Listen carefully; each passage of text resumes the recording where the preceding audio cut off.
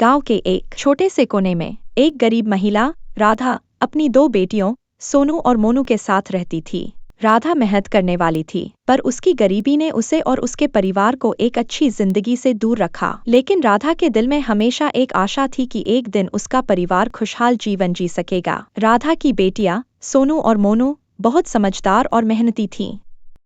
वे हमेशा अपनी माँ की मदद करती और उसका हाथ बटाती। एक दिन गांव में एक साधु महाराज आए। उन्होंने देखा कि राधा कितनी मेहनत करती है और फिर भी उसे कितनी मुश्किलें झेलनी पड़ती हैं। साधु महाराज ने राधा से कहा, तुम्हारी मेहनत और बेटियों का प्यार देखकर मैं तुम्हें एक वरदान देना चाहता हूँ। राधा ने साधु महाराज के सामने सिर झुका दिया और विनम्रता से बोली, महाराज, मुझे कुछ भी नहीं चाहिए, बस मेरी बेटियों को खुशहाल जीवन मिले। साधु महाराज मुस्कुराए और बोले, मैं तुम्हें एक जादुई बर्तन देता हूँ।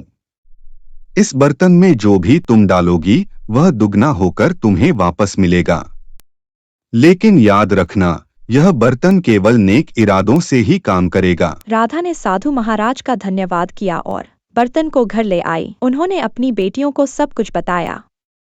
सोनू और मोनू बहुत खुश हुई और सोचने लगी कि इस बर्तन का कैसे सही उपयोग किया जाए। उन्होंने सोचा कि अगर वे थोड़े से चावल बर्तन में डालें और उन्हें दुगना करें तो इससे वे गांव के गरीब लोगों की मदद कर सकते हैं। उन्होंने वैसा ही किया और देखते ही देखते उनके पास इतना चावल हो गया कि वे पूरे गांव को खिला सकें। धीरे धीरे राधा और उसकी बेटियों ने बर्तन का उपयोग करके अपनी स्थिति सुधारनी शुरू कर दी। वे कोई भी चीज बर्तन में डालती और वह दुगनी होकर वापस आती और धीरे धीरे उनकी स्थिति सुधर गई। उन्होंने इसका उपयोग केवल अपनी भलाई के लिए नहीं बल्कि गांव के हर जरूरतमंद की मदद के लिए किया। उनकी इस दयालुता और परोपकार के कारण गांव के लोग उन्हें सम्मान देने लगे।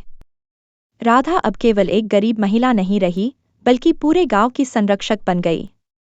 वह अमीर हो गई, लेकिन उसका दिल हमेशा गरीबों के लिए धड़कता रहा। राधा और उसकी बेटियां अब एक अच्छे और खुशहाल जीवन जी रही थीं, लेकिन उन्होंने कभी अपनी मूल्यों को नहीं छोड़ा। उन्होंने सीखा कि असली अमीरी पैसों में नहीं बल्कि दिल की उदारता और नेक इरादों में होती है। और इस तरह राधा और उसकी बेटियों की कहानी ने साबित किया कि सच्चे दिल और मेहनत से कोई भी जादू संभव है।